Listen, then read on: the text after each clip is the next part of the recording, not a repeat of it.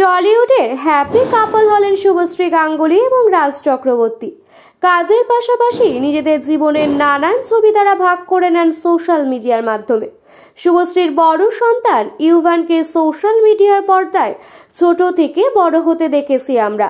এবার কন্যা সন্তান ইয়ালিনীকেও সর্বসমক্ষে আনলেন শুভশ্রী। করোনা মহামারীর মধ্যে প্রথমবারের জন্য মা হয়েছিলেন শুভশ্রী। সেই সময় গৃহবন্দী থাকা অবস্থায় সন্তানের ছোটখাটো সমস্ত ছবি এবং ভিডিও তিনি পোস্ট করতেন সোশ্যাল মিডিয়ায়, যা দেখে আমরা ভীষণভাবে ছিলাম অভ্যস্ত।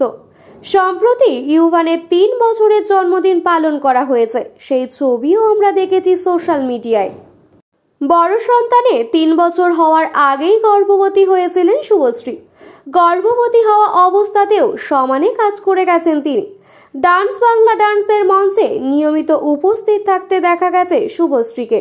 মিঠুন চক্রবর্তী, মৌনী রায়, শ্রাবন্তী চট্টোপাধ্যায়ের পাশাপাশি শুভশ্রীও অনুষ্ঠানের শেষ দিন পর্যন্ত উপস্থিত ছিলেন।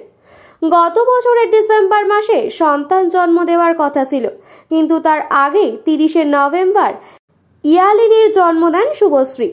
কন্যা সন্তানের জন্ম দেওয়ার পর অভিনেত্রী নিজের সোশ্যাল মিডিয়া অ্যাকাউন্টে লিখেছিলেন, তোমায় পেয়ে আমরা ধন্য, আমার জীবনে একটি ফুটফুটে পরী এসেছে, ভাগ্য করে কন্যা সন্তান এসেছে আমাদের জীবনে, আমার মেয়ের নাম ইয়ালিনী, আমাদের জীবনে তোমাকে স্বাগত। কন্যা সন্তানের জন্মের 3 মাসের মাথায় অবশেষে মেয়ের একটি ছোট্ট ভিডিও পোস্ট করলেন অভিনেত্রী। ভিডিওতে দেখা যাচ্ছে ছোট্ট খুদের দুটি ছোট্ট ছোট্ট পা, আপন মনে খেলা করছে ইয়ালিনী। যদিও মেয়ের মুখ এখনো দেখাননি নায়িকা, তবে সেটি যে খুব তাড়াতাড়ি দেখাবেন তা আর বলার অপেক্ষা রাখে না, কারণ অন্য অভিনেতা অভিনেত্রীদের মতো সন্তানদের ক্যামেরার আড়ালে একেবারেই রাখতে চান না রাজ শুভশ্রী। তবে শুধু কন্যা সন্তানের ছবি নয়, পুত্র সন্তানের ছবিও ভাগ করে নিয়েছেন অভিনেত্রী।